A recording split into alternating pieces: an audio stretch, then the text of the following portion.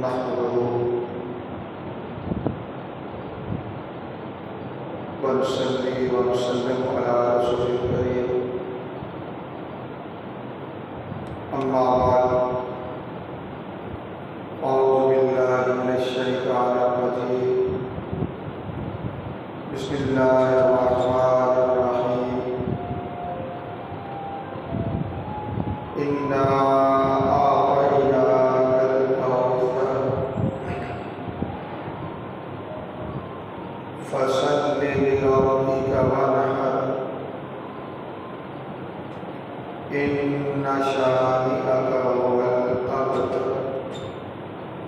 صدق الله العظيم إن الله وملائكته يصلون على النبي يا أيها الذين آمنوا صلوا عليه وسلموا تسليما درود پاک مواد علیہ الصلوۃ والسلام علیک یا سیدی یا رسول اللہ وعلی آلک واصحابک یا سیدی یا حبیب اللہ الصلاۃ والسلام علیک یا سیدی یا ختم المرسلین وعلى آلك وأصحابك يا سيدي يا رحمة للعالمين۔ اللہ رب العزت کی حمد و ثنا اور اس کے پیارے حبیب حضور احمد مصطفیٰ محمد مصطفیٰ علیہ تجل و ثنا کی بارگاہ بے کسبہ میں ہدیہ درود و سلام کے بعد حاضرین و سامعین محترم، اللہ رب العزت کا بے پایہ فضل و احسان ہے جس کی توفیق سے ہم جمعہ مبارک کی ان بابرکت ساعتوں میں اللہ کے گھر میں حاضر ہیں۔ ماہ ذی الحج ہے، اس ماہ مقدس میں دو عظیم فریضے ادا کیے جاتے ہیں۔ ایک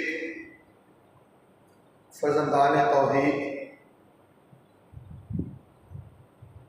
لاکھوں کی تعداد میں حج بیت اللہ کی سعادت حاصل کرتے ہیں، اور دوسرا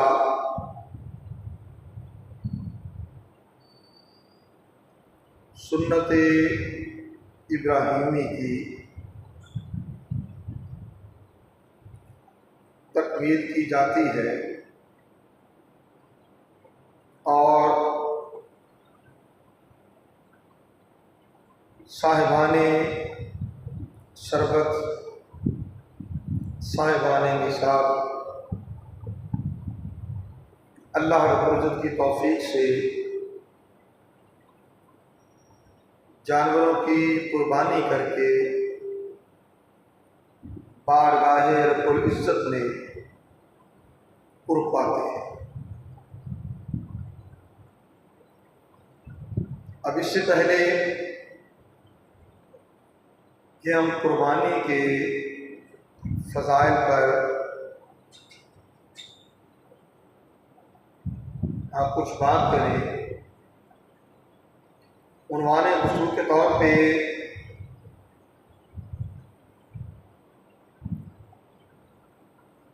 سورہ کوثر کی تلاوت کا شرف حاصل کیا، اس کا ترجمہ اور اس سورہ کے اندر پائے جانے والے اس فلسفہ کو چند لفظوں میں، چند کلمات میں آپ کے گوش گزار کرنا چاہوں گا۔ جس کا تعلق قوموں کی حیات و ممات سے بھی ہے، قوموں کی زندگی اور ان کی موت سے بھی ہے، اور دشمن پر فتح یابی سے بھی۔ اور اس سے پہلے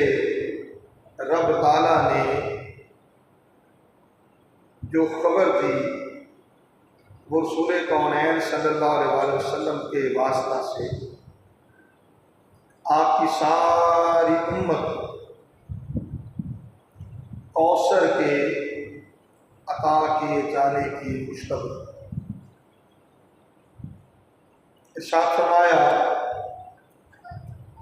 انا اعطیناک الکوثر، حبیب صلی اللہ علیہ وسلم بے شک ہم نے آپ کو کوثر، خیر کثیر اور کائنات کی ہر نعمت جو اس کوثر کے ہی دائرے میں آتی ہے ہم نے آپ کو عطا کر دی، ہم نے آپ کو عطا کر دی۔ اب اگلی بات، اس خیر کثیر کو، اس کوثر کو اور رب قدوس کی اس ہر نعمت سے جس کا تعلق دنیا سے بھی ہے اور آخرت سے بھی، دنیا سے بھی ہے اور آخرت سے بھی،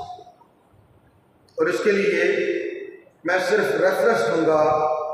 امام فخر الدین رازی کی تفسیر کبیر کا، جس میں آپ نے کوثر کے کثیر معانی بیان کیے ہیں، اور میں نے ان کثیر معانی کا ایک خلاصہ یہ کہتے ہوئے عرض کر دیا ہے کہ دنیا اور آخرت کی ہر نعمت وہ کوثر ہے جو رب قدوس نے رسول کونین صلی اللہ علیہ وسلم کو عطا فرمائی، اور آپ کے واسطہ سے، آپ کے ذریعہ سے آپ کی امت کے لیے دائماً اسے مقدر کر دیا، دائماً اس کو مقدر کر دیا۔ اب اس نعمت کا استحقاق، اس نعمت کا حقدار بننا، اس کا راستہ رب قدوس نے دو چیزوں کو قرار دیا، اور وہ ہے فصلی لربک، اپنے رب کے لیے نماز ادا کیجیے، وانحر، اور قربانی کیجیے۔ گویا نماز اور قربانی، نماز اور قربانی یہ دو چیزیں وہ ہیں جو اس کوثر کو دائماً امت محمدی کا مقدر بنا سکتے ہیں، اور اگر ان دونوں چیزوں کو امت محمدی اختیار کیے رکھے تو اگلا جواب بھی رب قدوس کی طرف سے بڑے ہی سادہ لفظوں میں آ جاتا ہے، انا اعطیناک الکوثر فصل لربک وانحر ان شانئک هو الابتر، ان شانئک هو الابتر، بے شک آپ کا دشمن ہی بے نام و نشان رہے گا، آپ کا دشمن ہی آپ کے مقابل شکست خوردہ ہوگا، آپ کا دشمن ہی آپ کے مقابل ملیا میٹ ہوگا، آپ کا دشمن ہی آپ کے مقابل مٹ جائے گا، مٹ جائے گا۔ مگر راستہ یہ ہے، فَصَلِّ لِرَبِّكَ وَانْحَرْ، اپنے رب کی نماز ادا کرتے رہیے اور قربانی دیتے رہیے۔ اور یہ بات میں کئی بار عرض کر چکا ہوں، بچپن سے اب تک پاکستان نازک موڑ سے آگے نہیں بڑھا۔ وہ نازک موڑ ہر آنے والی حکومت کے لیے خطرناک ہو جاتا ہے، اور پھر ہر آنے والی حکومت عوام سے مطالبہ کرتی ہے قربانی دے، قربانی دے۔ اور تعجب خیز بات یہ ہے کہ ہمارے وہ سربراہان ریاست وہ صرف اتنی قربانی دیتے ہیں کہ وہ کرسی پہ بیٹھا ہے اور اپنے اختیارات کو جیسے تیسے وہ استعمال کرتے ہیں۔ اس پر میں کوئی تبصرہ نہیں کرتا تاکہ بات اپنے ٹاپک پہ رہے، مگر اس بات سے آپ اتفاق کریں گے کہ جب سے ہوش سنبھالا ہے پاکستان، وہ جو نازک موڑ ہے اسے کراس نہیں کر سکا، وہ موڑ نہیں مڑ سکا کہ سلامتی کا راستہ آ جائے، امن کا راستہ آ جائے، ترقی کا راستہ آ جائے، قوم کی حفاظت کا راستہ آ جائے۔ وہ موڑ ابھی تک ہم نہیں مڑ سکے۔ اس موڑ کو کامیابی کے ساتھ عبور کرنے کا راستہ قرآن نے جو دیا وہ یہی ہے، فَصَلِّ لِرَبِّكَ وَانْحَرْ، اپنے رب کے لیے نماز پڑھیے اور قربانی دیجیے۔ اور میری دانش میں اس موڑ کو عبور اسی صورت کیا جا سکتا ہے جب اہل پاکستان اوپر سے نیچے تک، اہل پاکستان اوپر سے نیچے تک سب ایک نسل جو ہے وہ قربانی دے، ایک نسل قربانی دے۔ اب اس قربانی کی جہتیں بہت سی ہو سکتی ہیں، مگر وہ ایک قربانی آنے والی نسلوں کا مستقبل محفوظ کرتے ہیں۔ اور وہ جو نازک موڑ ہے اس موڑ کو کامیابی سے عبور کرتے ہیں۔ یہ تو تھا قرآن کریم کی ان آیات سے قوموں کی حیات و ممات کے حوالے سے ایک راستہ جو رب تعالیٰ نے عطا کیا، اِنَّا أَعْطَيْنَاكَ الْكَوْثَرَ فَصَلِّ لِرَبِّكَ وَانْحَرْ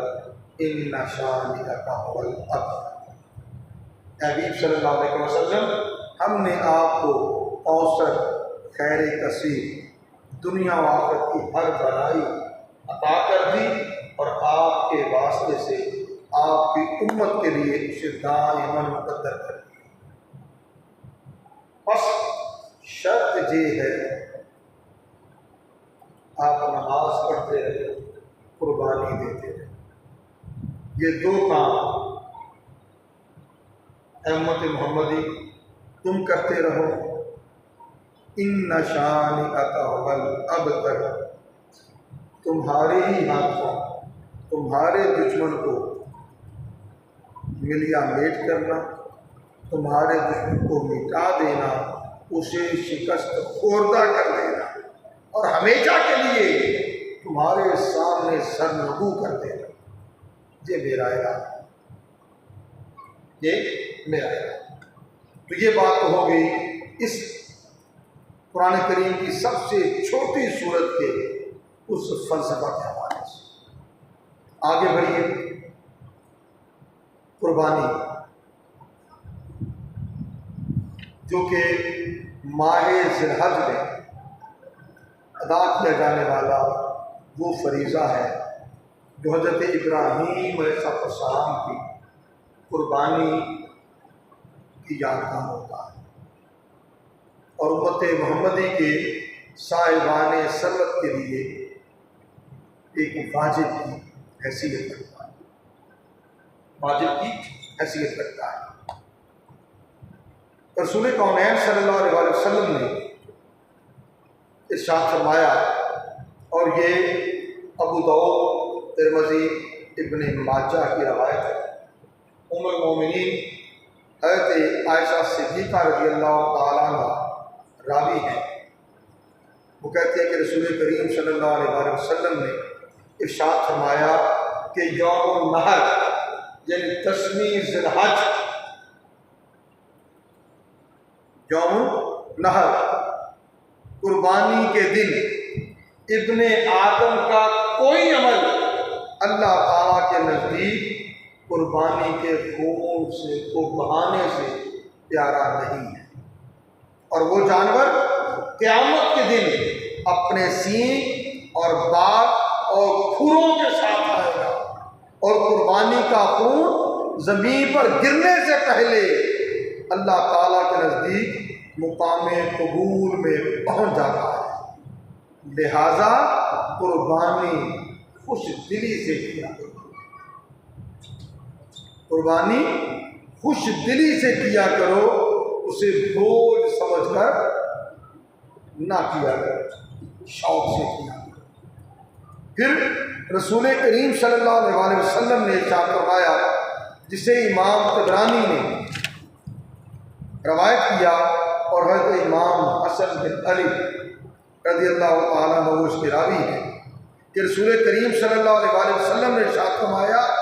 جس نے خوش دلی کے ساتھ طالب ثواب ہو کر، خوش دلی کے ساتھ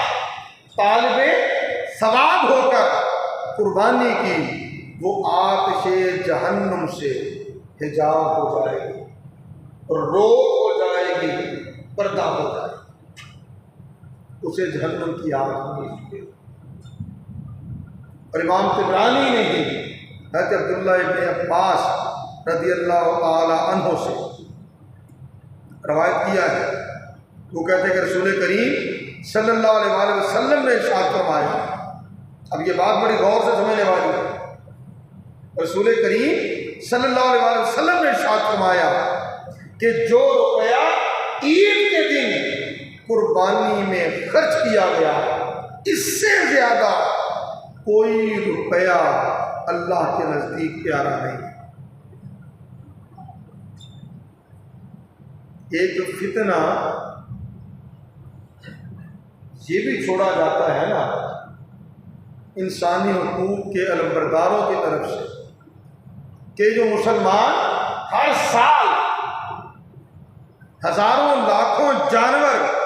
ذبح کر دیتے ہیں، یہ بہت بڑا ظلم ہے، اس پر جو اربوں روپے خرچ ہوتے ہیں بہت بڑا ظلم ہے، اس ظلم کو ختم ہونا چاہیے۔ اس پیسے سے بہت سے غریبوں کی غربت دور کی جا سکتی ہے، بہت سی بچیوں کی شادیاں کی جا سکتی ہیں، اور بہت سے فلاحی کام کیے جا سکتے ہیں، لہذا ایسا نہیں کیا جانا چاہیے۔ اللہ کے نبی نے کیا فرمایا کہ جو روپیہ عید کے دن قربانی میں خرچ کیا گیا، جانوروں کو ذبح کرنے میں خرچ کیا گیا، اس سے زیادہ کوئی روپیہ بھی پیارا نہیں ہے۔ جب اللہ کے نبی نے یہ بات فرما دی تو پھر کوئی دوسری بات امت محمدی کے لیے نہیں رہتی کہ وہ ان فتنہ پروروں کے پراپوگنڈے میں آئے۔ اور یہ بات بھی یاد رکھ لیں، سمجھنے والی ہے، سمجھنے والی ہے۔ بھئی اسلام کا یہی تو فلسفہ ہے کہ قرآن میں بھی رب قدوس نے نماز کے ساتھ قربانی کا حکم دیا، اور یہ قربانی کے اندر مضمر راز ہے کہ آج جانور ذبح کر رہے ہو، جانوروں کا خون بہا رہے ہو، وقت آئے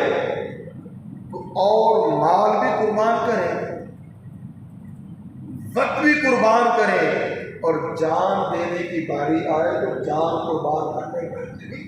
دریغ نہ کریں۔ اعلیٰ کلمت اللہ کے لیے، دین حق کی سربلندی کے لیے ہر طرح کی قربانی دینے کو ہر مسلمان، ہر نوجوان، ہر آن تیار رہے۔ اور یہ بات ذہن نشین کر لیں کہ یہ خون بہانا یوں ہی نہیں، یہ بندہ مومن کی زندگی کی وہ ایکسرسائز ہے کہ جسے وہ زندگی پر اختیار کرتا ہے اس مقصد کے تحت کیا بالغ عرض و سماع اگر آج تیرے حکم سے، تیری عطا اور تیری توفیق سے جانوروں کی قربانی کر رہے ہیں، جانور کا خون بہا رہے ہیں، اگر تیرے دین کو ضرورت ہوئی، کوئی ایسا وقت آیا تو اپنی جان قربان کرنے سے بھی گریز نہیں کریں گے، اپنی جان قربان کرنے سے بھی گریز نہیں کریں گے۔ اب یہ جو اس کے پیچھے فلسفی ہے، اسے معمول کے وہ دانشور جو انسانی حقوق کا راز الاپتے ہیں اور انہیں سارے کے سارے انسانی حقوق غیر مسلموں میں نظر آتے ہیں، سارے انسانی حقوق کے حقدار صرف غیر مسلم نظر آتے ہیں۔ فلسطین میں کچھ تو خون ہوتا رہے، ظلم ہوتا رہے، ستم ہوتا رہے، کاموں پہ جو نہیں رہتی، کہاں جاتے ہیں وہ انسانی حقوق؟ ہزاروں بچے، بوڑھے، جوان، مائیں، بہنیں، بیٹیاں وہ شہید ہو چکی، غزہ ملبے کا ڈھیر بن چکا، کشمیر 70-78 سال سے اپنی آزادی کی جنگ لڑ رہا ہے، مگر نہ یو این او کے کانوں پہ کوئی جوں رینگتی ہے اور نہ ہی کسی اور بڑے فورم پر کسی کی صحت پر کو اثر کرتا ہے۔ کیوں؟ کیونکہ مسلمان کا خون بہ رہا ہے۔ اگر یہی کام کسی غیر مسلم کے ساتھ ہوتا ہے تو وہ سارے کے سارے متحد اور متفق۔ بہرحال آگے بڑھتے ہیں۔ سو اللہ کی راہ میں عید قربان کے دن جو قربانی کی جاتی ہے، اس پر جو روپیہ خرچ کیا جاتا ہے، اللہ کے نبی نے جب فرما دیا اس سے پیارا کوئی روپیہ نہیں ہے، تو ہمارے نزدیک اللہ کے نبی کا بیان حق ہے، باقی سب کا سب فضولیات اور لغویات، کسی کی کوئی حیثیت اللہ کے نبی کے کلام کے آگے نہیں ہے۔ اب اگلی بات، ایک طرح قربانی کرنے والے وہ قربانی کریں، اب جو کوئی صاحب استطاعت ہے، صاحب نصاب ہے، اور صاحب نصاب ہونے کا معنی عرض کر دوں، عید کے دن، یوم النحر کے دن جس کے پاس اتنے وسائل ہیں کہ وہ 52.5 تولے چاندی کے برابر اپنی ضروریات اصلی سے ہٹ کر، اپنی ضروریات اصلی سے ہٹ کر وسائل رکھتا ہے، حکم ہے قربانی کرے، حکم ہے قربانی کرے۔ اب اگر وہ قربانی نہیں کرتا تو اس کے لیے اللہ کے نبی کا حکم سن لیجیے، رسول کریم صلی اللہ علیہ وسلم نے ارشاد فرمایا جس میں وسعت ہو اور قربانی نہ کرے وہ ہماری عیدگاہ کے قریب نہ آئے. یعنی اسے نماز عید بھی پڑھنے کی کوئی ضرورت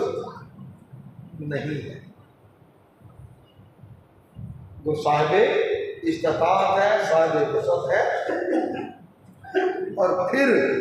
وہ قربانی نہیں کرتا تو ہماری عیدگاہ کے قریب بھی نہ آئے. یہ قربانی ہے کیا؟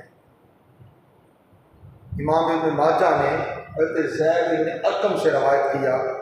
کہ رسول کریم صلی اللہ علیہ وسلم سے صحابہ نے عرض کیا یا رسول اللہ صلی اللہ علیہ وسلم یہ قربانیاں کیا ہیں؟ فرمایا کہ تمہارے باپ ابراہیم علیہ السلام کی سنت. لوگوں نے عرض کیا یا رسول اللہ صلی اللہ علیہ وسلم ہمارے لیے اس میں کیا ثواب ہے، کیا اجر ہے؟ فرمایا ہر بال کے مقابل،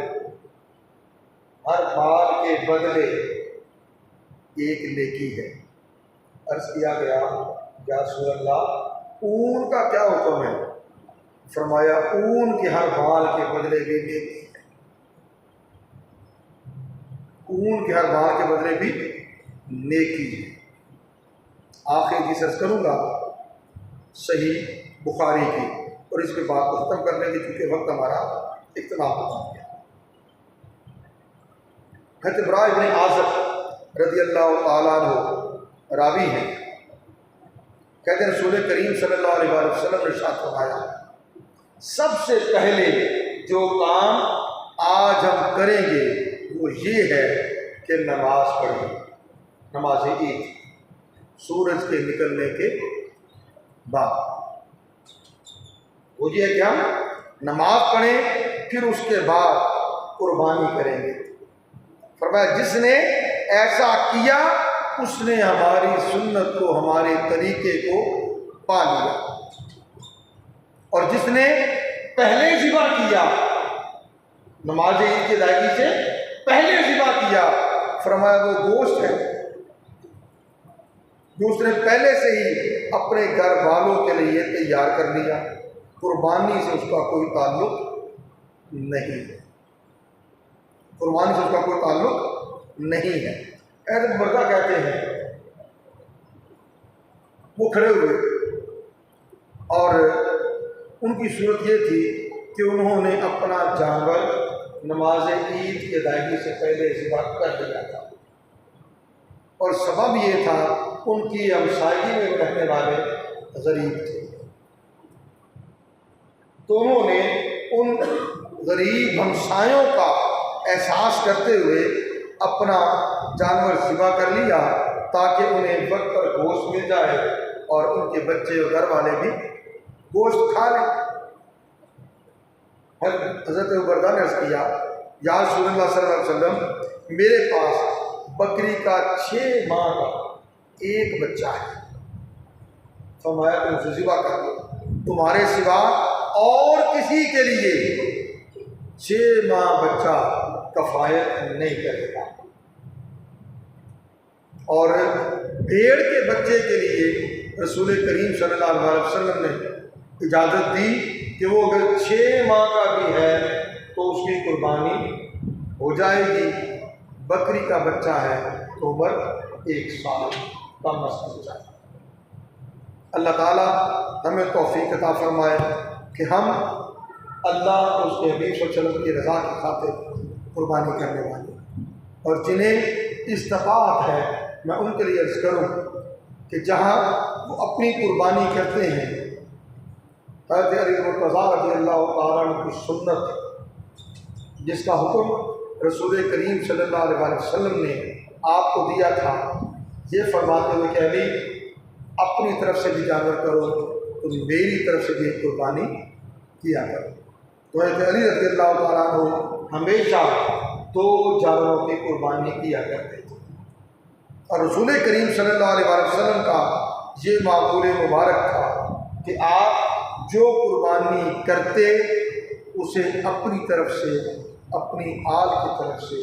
اور اپنی امت کی طرف سے کرتے، امت کی طرف سے کرتے، اور چھری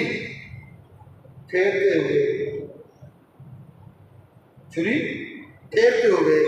رب تعالیٰ سے یہ دعا کرتے، بسم اللہ اللہم تقبل من محمد و آل محمد و من امت محمد۔ الہی اس کو محمد صلی اللہ علیہ وآلہ وسلم کی طرف سے، محمد صلی اللہ علیہ وسلم کی آل کی طرف سے اور آپ کی امت کی طرف سے قبول فرما۔ وما علینا الا البلاغ۔